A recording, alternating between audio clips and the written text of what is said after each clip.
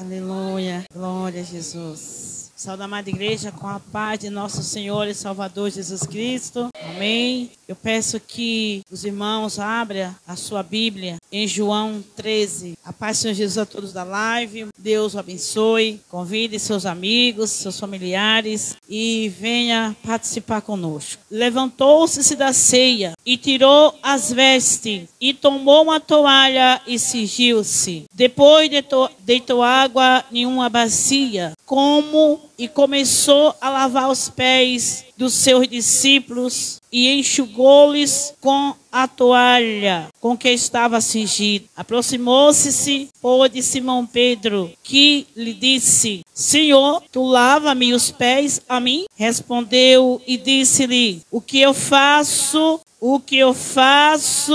não sabes tu agora, mas saberás depois. O que eu faço não saberás tu agora, mas saberá depois. Não é agora, é mais tarde, é adiante. E disse-lhe Pedro: Nunca me lavarás os pés. E respondeu-lhe Jesus: Se eu não te lavar os pés, não tem parte comigo. E disse Simão Pedro: Senhor, não só os pés, mas também as mãos e a cabeça. Aleluia! Senhor, não só os pés, mas também a mão e a cabeça. Deus tem uma mensagem pastoral para o nosso coração nessa noite. E disse-lhe Jesus: Aquele que está lavado não necessita de lavar senão os pés, mas todos estás limpo, né? Pois o demais todo está limpo. Ora, vós está limpo, mas não todos. Porque bem sabia ele que o que havia de trair. Por isto disse: nem todos estás limpos. Pula essa parte. Depois que lhe lavou os pés, aleluia, tomou as suas vestes e se aproximou outra vez à mesa. Ou seja, assentou-se outra vez à mesa e disse-lhe: Entendei o que vos tenho feito? Vós me chama mestre e senhor, e dizeis bem, porque eu sou. Ora, se eu sou senhor e mestre, e vos lavei os pés, o deveis fazer. Vós deveis também lavar os pés uns dos outros. Porque eu vos dei o exemplo, para que, como eu vos fiz, façais vós também. Para que, como eu vos fiz, façais vós também. Louvado seja o nome do Senhor. Santo Deus, hoje é um culto de quebra de maldição. E Deus tem trazido dos mais variados temas para nos ensinar, para falar conosco, né? Deus tem nos ensinado. E Deus vai trabalhando de forma extraordinária. Glória a Jesus. Sabe-nos que fazer. E hoje o Senhor trouxe uma mensagem, que eu digo mensagem pastoral. E creio que o Senhor tem hoje uma mensagem bem assim, né? Dizer bem no tom paternal, pastoral, de pastoreio da alma, de cuidados da alma. Presbítero, a palavra presbitério ou presbítero quer dizer aquele que examina e acompanha de perto. Então vamos dizer que hoje Deus tem uma mensagem bem assim, examinar de perto, a palavra que está perto, o examinar, o estar próximo, como Jesus estava assentado à mesa, né? Ele é pastor e bispo das nossas almas, aquele que examina, aquele que acompanha de perto, aquele que investiga, aquele que vê o bom estado das ovelhas. Aleluia. Tem um capítulo de Jeremias que eu falava muito, parece que é o Jeremias 27, versículo 23, não me falha a memória, aonde o texto diz assim, o versículo: procura examinar o estado das tuas ovelhas e ponha no rebanho o seu coração. Isso é pastoreio. Procurar examinar. Então o bispado é isso. Não é o tema que estão por aí, todo mundo se achando, né, que é apenas um título que faz alguém, né, o máximo, essa coisa toda. Mas o bispado, né, o presbítero é aquele que acompanha de perto e examina. acompanhar de perto e examinar e ver o estado das ovelhas, ver o estado da alma, como se encontra, como está, qual o tipo de alimento que deve alimentar-se, que devemos dar, qual o tipo de alimento que a ovelha está precisando, que às vezes precisamos, alguns precisam de um alimento mais forte, mas outro precisa de algo mais light, não é verdade? Mais delicado. Foi como Deus ali com o profeta Elias. Elias, o que fazes aqui? Ele não veio no barulho, nem no vento, nem na tempestade. Ele não veio naquele terremoto, mas o Senhor veio em uma brisa suave, em uma calmaria, porque o profeta precisava naquele momento de ouvir essa voz delicada, de ouvir essa voz suave, de ver essa voz em um tom de cura, de mansidão, de calmaria. Então ele precisava naquele momento. Não é diferente aqui nessa noite. Aqui tem almas que precisam de ouvir algo dessa natureza, porque adentrou por essas portas com a sua alma agitada, porque adentrou aqui nessa noite com o seu coração em conflito, porque adentrou aqui nessa noite com o mar meio revolto. E tanto quando o mar está revolto, é preciso que Jesus chegue para acalmar. E Ele é quem sabe como acalmar. Ele é quem sabe como trazer a bonança, como aquietar o vento, como aquietar a tempestade na sua alma, na sua vida nessa noite. O Senhor sabe como acalmar a tempestade na nossa embarcação. Haja visto que os últimos tempos o mar está revolto. Haja visto que os últimos tempos a igreja está em rebuliço. A terra está numa situação caótica e a nossa alma, ela está gemendo, clamando a Deus a libertação deste mundo tão terrível, deste mundo tão opressor. Há um sistema, infelizmente, que nós estamos inseridos, chamado mundo, e que esse sistema faz a nossa alma gritar, a nossa alma geme. Louvado seja Deus. E hoje pela manhã eu estava orando ali com o presbítero Sandro, e ali entrou a irmã que sempre nós oramos, e ali orando, a gente estava orando, de repente o Senhor ali desceu algo diferente, desceu ali um mistério, e o Senhor ali nos tomou em mistério, e nem tudo Ele nos deu a interpretação. E depois o Senhor falava da seguinte maneira, disse: eu estou acalmando e falando com a vossa alma, porque a vossa alma está clamando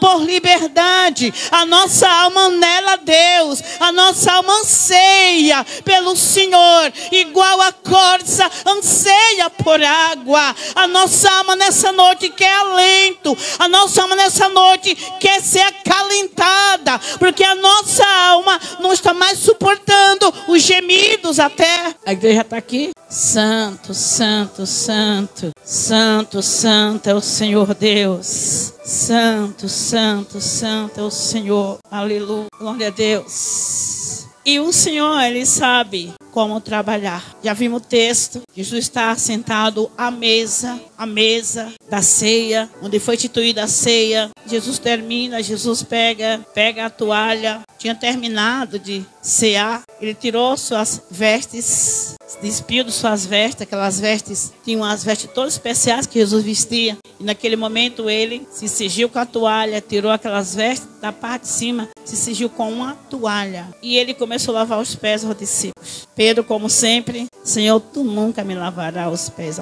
Jesus assim foi enfático em dizer: Pedro, se eu não te lavar os pés, tu não me pertence.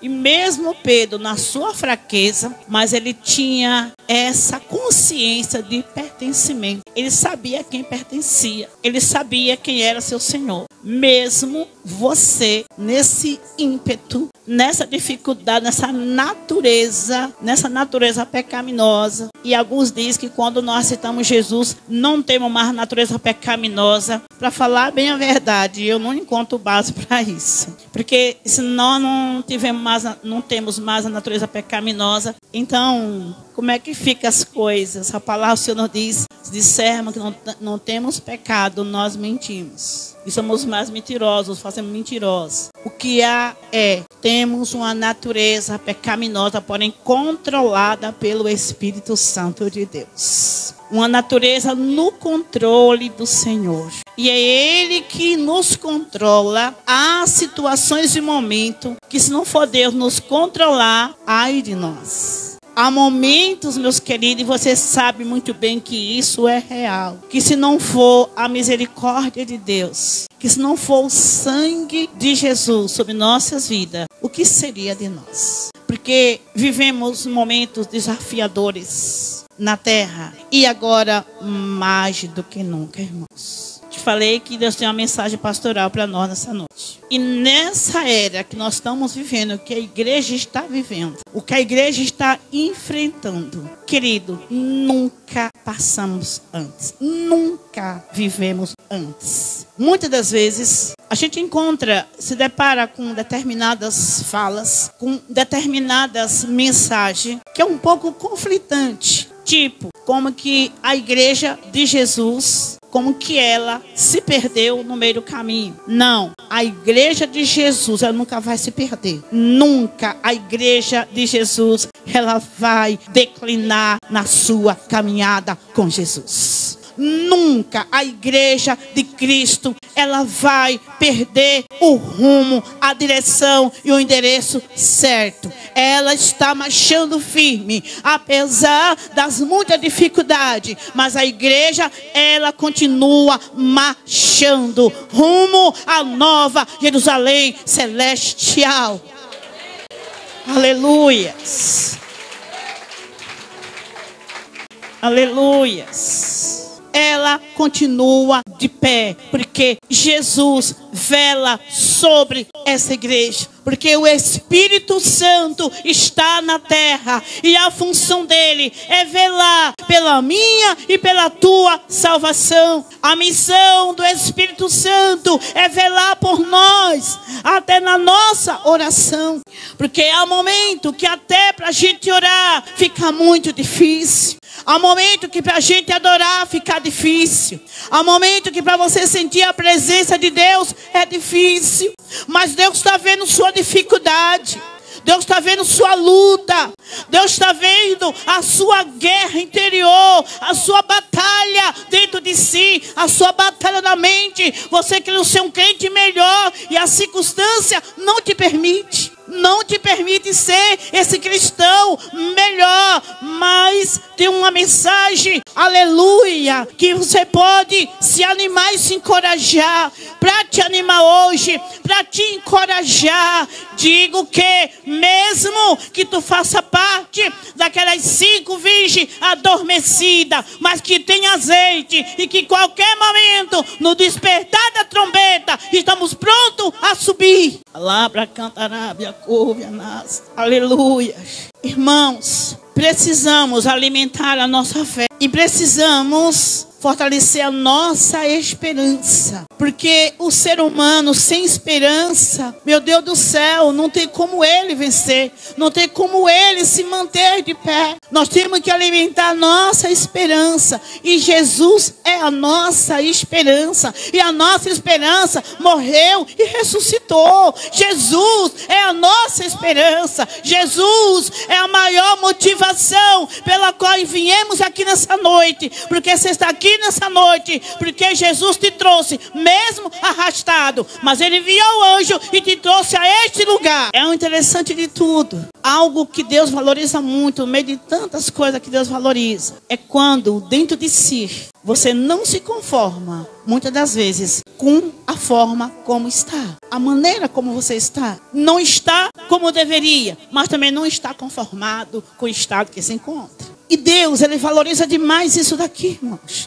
Quando o Senhor vê o nosso coração e diz, meu filho, minha filha, não está conseguindo, não está como deveria, mas ele não está conformado com isso. Ela não está conformada com isso. Ela está lutando para ser melhor, ele está lutando para ser melhor, e eu os fortaleço. É Ele que derrama da sua graça sobre nós. Queridos, se aqui estamos, é porque a graça de Deus está na nossa vida. Se estamos de pé, é porque nós temos a presença de Deus nos sustenta. E aí Jesus fala para Pedro, quando Pedro diz assim, Senhor, não só os pés, mas as mãos e a cabeça. E aí nós vamos entender por que Pedro está assim, Senhor, eu não quero que lave só os pés, mas lava as mãos e a cabeça também. Aleluia. Cabeça que pensa, cabeça é comando, cabeça é governo, cabeça toma decisão, cabeça que se move. Aleluia. Glória ao Senhor. Cabeça que deve estar guardada com o capacete da salvação. Cabeça, porque é onde começa a batalha, a guerra, começa no campo, na mente, os pensamentos. Ele está falando de pensamento. Lava minha cabeça, unge minha cabeça com óleo, para que o meu cálice transborda. Aí Paulo vai dizer, coloque o capacete da salvação. Aí vai dizer o Salmo 133, com bom e suave é que os irmãos vivem em união. É como óleo precioso que desce sobre a cabeça, sobre a barba de Arão. É como o orvalho de Hermon que desce sobre o monte. É como o orvalho que desce sobre o monte Hermon. Aquela coisa suave. Aquela coisa que traz, aleluia, que traz aquela unção especial. Porque aonde há a unção do Salmo 123, unge a minha cabeça com óleo e o meu cálice transborda. Pedro, creio que ele está nessa visão. Unge minha cabeça, derrama, lava, Senhor, e me unge com óleo fresco da unção, e vem sobre mim, porque assim eu vencerei os pensamentos pessimistas, os pensamentos individualistas, os pensamentos da confusão, que o inimigo muitas das vezes quer colocar confusão na nossa mente, quer colocar dúvida em nossa mente. Mãos quer dizer trabalho, quer dizer mãos que trabalham, quer dizer mãos que abençoa, quer dizer mãos que sara, quer dizer mãos que está em movimento, desempenho, andamento, que tem fruto, que prospera. Aonde põe as mãos abençoa, aonde põe as mãos prospera, aonde põe as mãos é para o nome do Senhor ser glorificado, é confirmação e aprovação de Deus. Ele está pedindo a aprovação de Deus. Vamos entender o significado, porque o apóstolo Pedro, ele pede que a cabeça, as mãos e os pés fossem lavados. Aleluia. Aí Jesus olha assim, não, vocês já estão limpos, já estão lavados. Vocês estão lavados, não todos. Porém, não se permitiu. Teve um que não quis se lavar, foi Judas. Mas os outros, apesar da fraqueza, mas estavam lavados, purificados, estavam limpos. Aleluia. E quem for limpo, procure se limpar mais. Porque o sangue de Jesus já desceu sobre a nossa cabeça. O sangue de Cristo já desceu sobre nós. E está nos lavando, nos purificando dia após dia. Jesus olha assim, Pedro, não precisa. Aí vamos entender também que o lavar das mãos, ou seja, o lavar dos pés. Primeiro, a atitude de humildade. Jesus, ele se humilha a ponto de se agachar para lavar os pés dos seus discípulos. Lavou os pés de Judas, lavou os pés com todo mundo com os pés lavados. Mas os únicos que realmente estavam lavados foi os discípulos apóstolos. Judas, infelizmente, não se permitiu. Ele não se permitiu isso. Aleluia. Os pequenos pecados que devem ser confessados dia após dia. Representa também isso, os pequenos pecados que nós devemos cada dia confessar ao Senhor. Mas Jesus diz assim: Pedro, o que eu faço? O que eu faço hoje, você só vai entender o que eu faço hoje, você só vai entender amanhã ou depois. Não é agora. O que Deus está fazendo em tua vida, tu vai entender depois, não é agora. Não é para entender, não é hora de entender. Não é. Deus tem tempo e momento. E Ele é o Senhor do tempo. Ele trabalha com o tempo. Em toda história, Deus sempre trabalhou com o tempo. Pedro, aleluia. O que eu faço, não sabes tu agora, mas tu saberá depois. E aqui tem pessoa nessa noite que está querendo apressar o Senhor e quer apressar Deus de toda forma. Deus ainda não revelou, Ele ainda não determinou o que tem que ser. Ele vai te dizer depois, não é agora.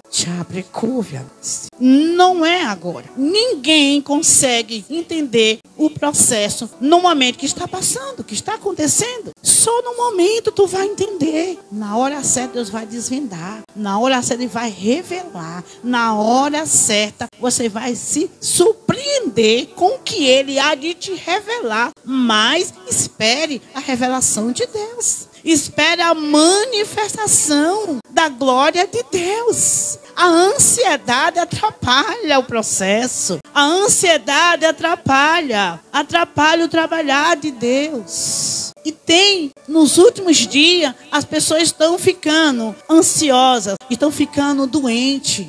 Deixando a ansiedade tomar conta do coração. Em primeiro lugar, descanse a sua alma. Porque é no descanso que o Senhor convida. Só pelo descanso, no descanso, que você consegue ficar livre dessas cargas e sobrecarga de preocupação. O inimigo tem colocado muita preocupação na mente do cristão. E o cristão está ficando doente. A atitude que o mestre teve, uma atitude total humildade. Como podemos definir a humildade? É se vestir, é roupa, é aparência, é a maneira como vivemos, é onde moramos, enfim, é a maneira como a gente se traja. Nunca foi e nunca vai ser. Isso não é humildade. Você é capaz de defini-la? O nosso dicionário português vai nos dizer que humildade é a virtude com a qual manifestamos o sentimento de uma fraqueza. Primeiro item, é a qualidade de como nós manifestamos um estado de fraqueza. Que fraqueza é esta? Quando nós admitimos as nossas falhas. Quando nós admitimos aonde erramos. É quando nós admitimos que não somos o dom da verdade, que não temos a verdade absoluta em momento algum. Ninguém, nenhum ser humano, irmão, nenhum cristão tem a verdade absoluta. Nenhuma discórdia, nenhum problema de conflito. Um diz, estou com a razão, outro fala, estou com a razão. Ninguém está com a razão. A verdade absoluta vem de Deus. É a gente admitir, a gente parar e analisar. Não, no meio desse conflito, eu também estou errando. Isso é humildade. Primeira qualidade de humildade, admitir nossa qualidade de fraqueza. Pobreza. Humildade também a gente ter a consciência de inferioridade. E ter consciência, sentimento de inferioridade, isso aqui ninguém quer ter. Ninguém quer ter. Sentimento de inferioridade. O que é isso? Não é conceito de inferioridade, mas é considerar que tem alguém melhor do que eu. É considerar que o meu irmão é maior do que eu. Considerar ele sempre mais do que eu, melhor do que eu. Jesus aqui, ele extrapolou todo o limite de humildade. Ele se tornou menor do que os seus discípulos. O que quer dizer? É reduzir-se ao nada. Resumindo a palavra, é sermos reduzidos ao grão de areia. Se colocar nessa posição. Nós queremos ser isso? Às vezes, é assumir a culpa daquilo que você, às vezes, está com a razão. Às vezes, é reconhecer que falhamos. É reconhecer que não somos tudo que achamos. E outra coisa interessante. Humildade também é quando eu descobri que eu a tenho, acabei de perder. Vamos pensar direito nisso? Guarde isso. Humildade, essa é a característica dela. E ela é algo tão contundente. Olhe bem, que quando eu descobri que a tenho, eu acabei de perder. Porque só em eu dizer que eu sou humilde, já me tornei orgulhosa e exaltada. Sabe aquela pessoa que diz, eu sou bom nisto, eu sou bom naquilo. Eu me santifico, eu tenho vida com Deus. Eu não sou qualquer um, não. Deus é comigo. Vocês estão com inveja de mim. Que é isso? Senso de orgulho, superioridade, soberba, orgulho, prepotência. Só eu admiti que eu sou humilde, eu acabei de perder a minha humildade. Eu acabei de perder, irmãos. Você vê como a gente é falho? E isso não implica em posição eclesiástica nem título. Muito pelo contrário. É bem nós que somos mais tentados a ser orgulhosos e exaltados. Porque o pequenininho, aquele... Quando eu falo pequenininho, irmão, não falo daquele que se veste mal, daquele lá que está no cantinho. Não estou falando disso. Porque também há uma controvérsia nesse negócio aí. Que a ver está lá no cantinho, mas se você se aproximar dele, tu vai ver que ele é tão orgulhoso, que ele é tão soberbo. Você vai ver que ele é tão arrogante, que misericórdia de Deus. Não é isso. Pequenininho aqui é semelhante à criança, como Jesus diz. Quem não se tornar como uma criança, não herdará o reino dos céus. Aí a gente vai ver aqui num texto, aqui de Mateus 11, glória a Deus. Do versículo 25, para os irmãos entenderem um pouco, que é ser pequenininho, vamos... Daqui a pouco o tempo já foi, já vou encerrar a mensagem. Para os irmãos entenderem um pouco, eu te disse que a mensagem é pastoral, né? A mensagem pastoral vai bem por esse caminho. Aleluia. Pronto. 11:25, a seguir diz assim: Naquele tempo exclamou Jesus, dizendo: Graças te dou, ó Pai, Senhor dos céus e da terra, que ocultaste essas coisas aos sábios e inteligentes, e as revelaste aos meninos. Sim, ó Pai, porque assim te aprouve. Aleluia. Todas as coisas me foram entregues por meu Pai. E ninguém conheceu o Filho, senão o Pai. E ninguém conhece o Pai, senão o Filho, aquele a quem o Filho quiser revelar. Vinde a mim, todos vós que está cansados e oprimidos, e eu vos aliviarei. Aleluia. Tomai sobre vós o meu jugo e aprendei de mim, que sou manso e humilde de coração, e acharei descanso para a vossa alma, porque o meu jugo é suave e o meu fardo é leve. Aleluias. Aleluias. Interessante, o Senhor Jesus aqui, ele traz uma melhor clareza, uma melhor descrição de um texto, uma mensagem de maior compreensão, para a gente compreender justamente o que ele está fazendo no momento da ceia agora. E Jesus faz a oração assim: graças te dou, ó Pai, porque ocultastes essas revelações, porque ocultaste esses mistérios, essa comunhão, esse saber, esse conhecimento, ocultaste dos sábios e entendidos, mas revelastes aos pequenininhos, às crianças de peito. Aí vamos entender aqui acerca do que Jesus está falando. Ele está falando que a nossa humildade deve ser entendida desta maneira. Como é a vida de uma criança? Primeiramente, a criança se entrega aos cuidados do seu pai. A criança se entrega aos cuidados da sua mãe. E a criança só se sente segura, principalmente o bebê. O bebê só se sente seguro no colo da sua mamãe, porque é ela que o carregou 9 meses no ventre.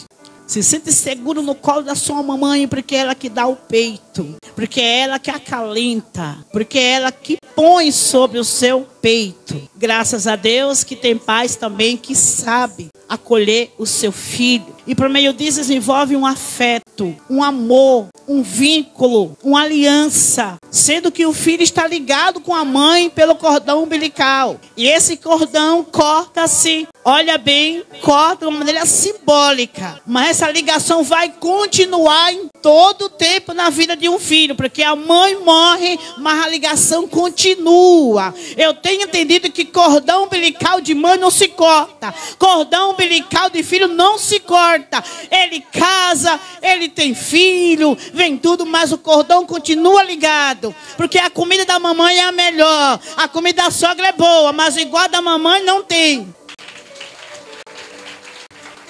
Pode ter comidas por aí à vontade, mas a comida que é o pão da vida, Jesus é o pão da vida. Quem sacia deste pão não quer comida diferente. Porque sabe, este é o pão que alimenta a minha alma, a tua alma, que nutre a sua fé e que te deixa robusto espiritualmente falando. Te dá, aleluia, maior consistência, maior substância. E você cresce em graça. E você vence as batalhas louvando e adorando a esse Deus maravilhoso. Porque tem vínculo, porque tem paz, porque você criou raiz. E Jesus o alicerce, tu está alicerçado, mesmo gemendo ou chorando. Mas você está sustentado pela graça do Todo-Poderoso. Porque a graça do Senhor nos alimenta.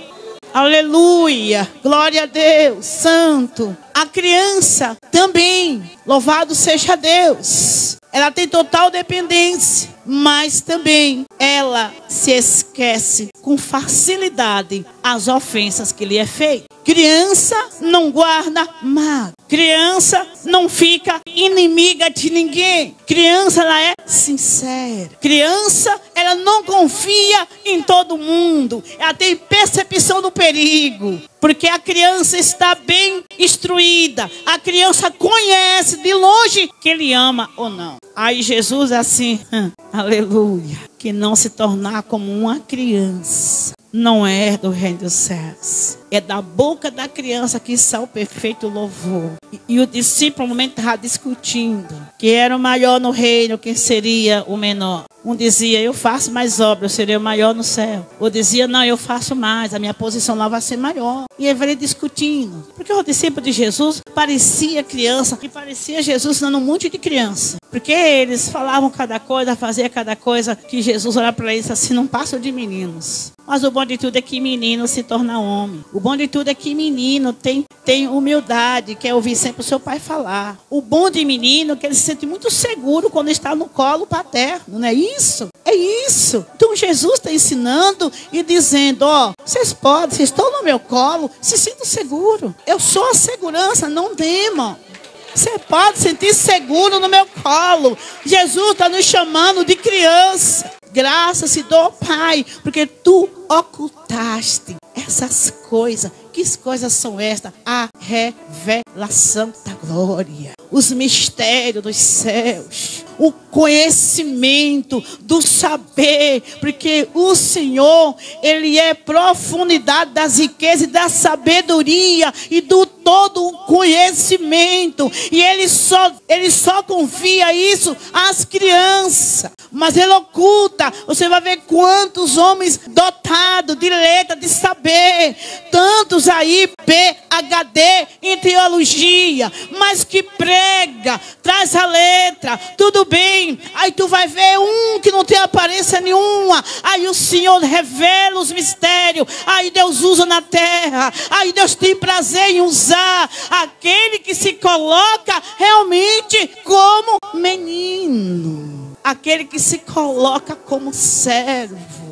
Jesus, ele se diminuiu, se esvaziou a tal ponto, a tal maneira, que ele lava até os pés ao discípulo. Ou seja, ele se humilhou ao grau mais baixo grau. Se diminuiu, se humilhou a si mesmo. Este ofício de lavar os pés aos visitantes, era ofício de escravo não judeu, escravo estrangeiro, que servia na casa do Senhor ali. Um escravo judeu não exercia esse ofício, mas um escravo estrangeiro que ele era comprado como escravo, era este que lavava os pés dos visitantes. E era uma atitude de honra, lavar os pés empoeirado de alguém que seguia uma viagem de alguns dias, que chegava ali com os pés empoeirados, inchados da caminhada. E ali lavava-se os pés e tinha todo um cerimonial. Você está vendo a honra que Jesus dá para nós? Ele chega um momento, volta, senta à mesa. Ele diz, vocês me chamam de mestre e senhor. E disseste bem, porque realmente eu sou. Ele é Senhor. E é poucos momentos, irmãos, que nós vamos ver Jesus dizendo, eu sou. Só em momentos específicos. Porque até perante Pilatos, quando ele perguntou, és tu o rei dos judeus? Jesus falou assim, tu disseste. Tu o disseste. O que tu diz de tu mesmo? Jesus em silêncio. Não sabes que tenho eu o poder para te prender ou para te absorver? Jesus, na sua humildade, diz, nenhum poder tu teria se do Pai, se do céu não te fosse. De cantarabia couve anástia. Anderrais se cantarabia couve anástia. Nenhum poder tu teria se do céu não te for dado. Nada teríamos se do céu não nos for dispensado, meus queridos. Somos bem-aventurados. Somos um povo bem-aventurado. Porque o Senhor nos deu algo tão especial e enviou do céu. Enviou do céu. E nós podemos testificar que o Espírito Santo de Deus, que foi enviado do céu, repousa sobre nós. E aí você vai ver Jesus dando graças ao Pai. Graças te dou, ó Pai, Senhor dos céus e da terra, porque tu ocultaste essas coisas aos sábios, aos entendidos, e as revelaste para as criancinhas de peito, os pequenininhos. Tu é uma dessas criancinhas de peito. Você vive na total dependência do Pai. Nós somos semelhantes àquele que realmente entende o que é a verdadeira humildade. É comparado como uma criancinha de peito. Mas nunca vamos dizer que somos o que temos. Nunca vamos falar das nossas próprias qualidades. Porque aí já perdemos a humildade, só a gente fazer referência a isso. Se o Senhor te confiou alguns dons, a virtude maravilhosa, a virtude da humildade, a virtude de ser generoso, de ser uma pessoa esforçada, de ser uma pessoa que tem boas qualidades, guarde para você mesmo. Você não precisa dizer que tem. Se você tem 4, 5 dons, 9 dons, o que for que seja. Se você é um adorador que for, guarde para você mesmo, para não perder a graça da humildade. Porque quando, aleluias, eu achar que sou, e serei pior do que o grão de areia, irmãos. Se humilhar é se reduzir a nada. Se tornar inferior a todo mundo. É fácil? Não é. Talvez seja essa a maior dificuldade que a gente, como igreja do Senhor, tem enfrentado. Porque Jesus, mesmo diante de seus acusadores, diante dos seus argosses, em momento algum, Jesus se defendeu. E nós somos cheios de justificativas. Como a gente gosta de se justificar. Como nós gostamos, irmãos, de mostrar para as pessoas, ou dizer para elas, que todo mundo erra, menos eu. Quer ver uma coisa? Em um conflito de um casal, sempre tem aquele que vai dizer, eu estou certo. Nunca diga que está certo. Porque se você estiver certo, é Deus quem vai mostrar isso. Haja visto que nós somos justificados por Jesus. É Ele quem nos justifica. Independentemente de quem está com a razão ou não, em um conflito familiar, não se preocupa. Que no momento certo, o Senhor vai acalmar as coisas e Ele vai fazer aquilo que você não consegue fazer com as suas palavras. Nossas palavras são insignificantes diante de algumas situações. Nossas palavras, irmão, não têm valor algum, muito pelo contrário. Quanto mais você se explica, mais você se complica. Então não se explique para ninguém, não precisa explicar. Se for preciso você dar uma explicação, amém. Mas não fica ali batendo na mesma tecla, eu tenho razão, tentando provar que tem razão, tentando provar que está certo, não precisa isso. Jesus, que é Deus, não precisou fazer isso. A acusação era injusta, foi por causa de inveja, queriam matar o Filho de Deus de qualquer jeito. Sim, estava escrito, sim, era propósito, sim, tinha que acontecer, porque isso desde o Gênesis até aquele momento estava escrito pelos profetas, foi escrito, tinha que acontecer. Jesus sabia que veio para este fim, Jesus sabia que veio para este momento, foi para este momento que o Senhor lhe chamou, foi para este momento que o Senhor te levantou, foi para este momento que Jesus te alcançou. Para quê? Para passar por essas provações, para passar por essas dores, para passar por essa dificuldade. Mas você não está sozinho, nós não estamos só. Jesus mesmo diz, eu estou com vocês todos os dias, todos os momentos. Você dorme, você acorda, Jesus diz, estou com você. Você passa, estou com você. Ha, te cantarabia couve anai. E acusaram. E qual era a acusação? Que ele se declarava ser o rei dos judeus. E que também se declarava ser filho de Deus. Olha qual era a acusação. Não tinha fundamento essa acusação. Porque ele era o filho de Deus. E ele é o filho de Deus. É fato. É verdadeiro. Então não precisa brigar por tua paternidade. Não precisa brigar por tua filiação, não. Fique em paz. Não precisa brigar por paternidade nem por herança. Deixa, a tua maior herança está no céu. A nossa maior herança não se corrompe. A nossa maior herança é ter meu nome, teu nome no livro da vida. Deixa quieto. Não precisa se acabar por causa disso, não. Haja visto que nós temos a maior herança. Haja visto que temos uma coroa que ela é incorruptível. Haja visto que nós temos um nome e vamos receber um novo nome. Um novo nome. Aleluia. Oh, manaias tricom, vanaiba, canterebia, covia. Está acalmando nossa alma. O Senhor está renovando a nossa filiação. Deus está renovando a nossa identidade. O Senhor está renovando a nossa história, o nosso nome. O Senhor está renovando aqui a paternidade. Ele não precisa disso, mas nós precisamos receber isso, absorver e ter esse senso incítrico dentro de nós, enraizado. Nós temos uma filiação. Nós somos filhos de Deus. Nós somos co-herdeiros com Cristo. Co-herdeiro, herdeiro da mesma promessa com Cristo. E o Senhor está reafirmando isso como convicção de fé. Tu não precisa se entristecer porque foi criado sem pai, sem seu pai biológico, sem sua mãe biológica. Não precisa se entristecer por conta disto. Não precisa, não necessita.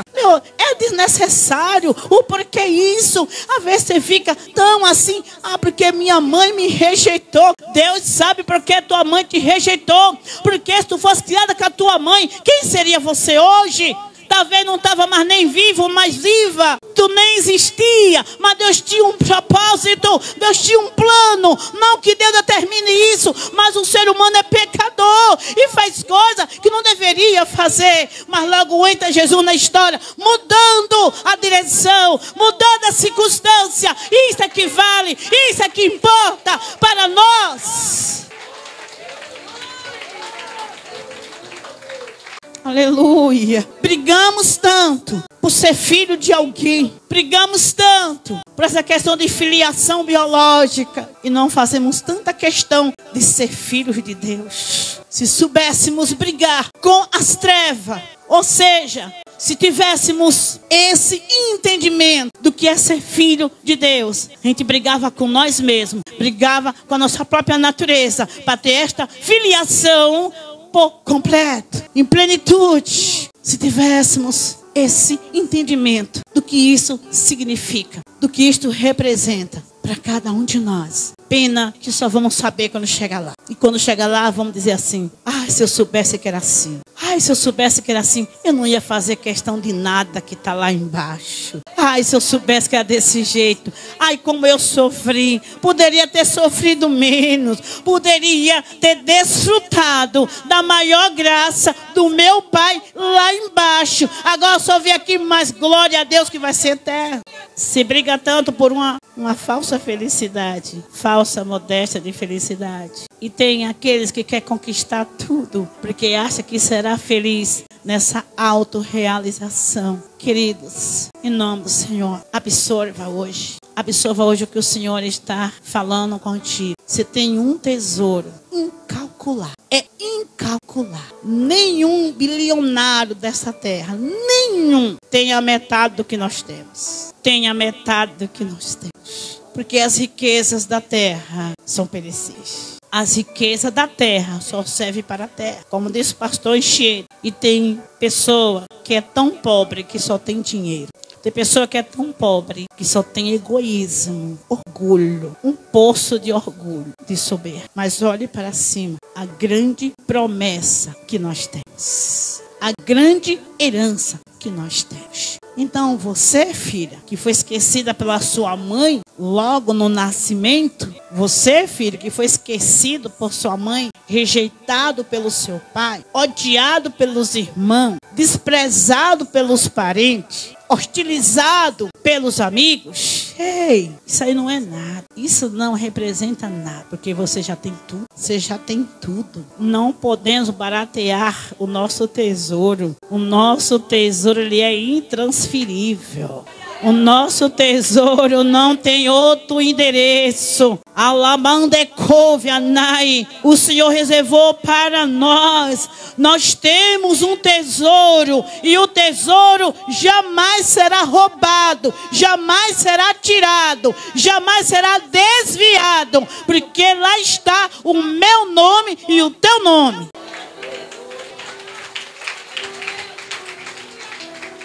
Já tem nome próprio. Meu tesouro já tem nome próprio. Seu tesouro já tem nome próprio. Só é que quando chega lá, vai receber uma pedrinha com um novo nome. Uma pedrinha branca com um novo nome. E só vai saber esse nome quem a receber. Ai, decouve nabra cantarábia, couve násia. Por que sofrer? Por que se torturar tanto? Por que isso? Porque foi rejeitado por alguém. Porque foi esquecido por alguém. Porque os amigos abandonou. Porque aquela amiga não fala mais com você. Se esqueceu de você. Aquela amiga de escola. Ai, aquela amiga de infância. Ai, aquele amigo de infância. Ai, aquela pessoa que eu tinha uma amizade tão boa com ela.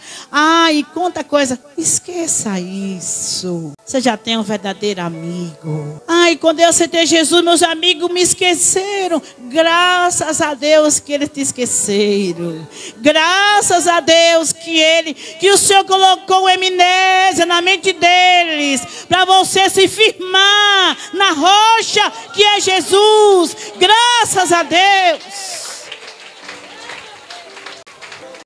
Graças ao Pai. Graças ao Pai que o passado ficou para trás. Aquele colega de bar não faz mais parte da sua história. Aquela coleguinha dos namoricos do passado não faz mais parte da sua história. Aquele namorico ficou atrás. Você agora, foi forjada em Cristo. Agora tu tem uma nova mentalidade. Tu foi forjada. Foi forjada agora no caráter de Cristo.